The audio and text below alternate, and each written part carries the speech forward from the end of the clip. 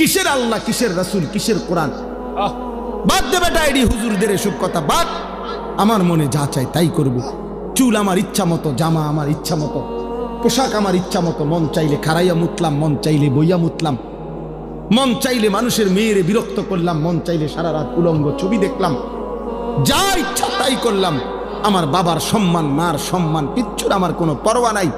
আল্লাহর কসম, কোরআনে আল্লাহ বলছে এমন জীবন যার, তার দৃষ্টান্ত কামাসালিল কালব, কুত্তার মতো, কুত্তার মতো, কুত্তার মতো।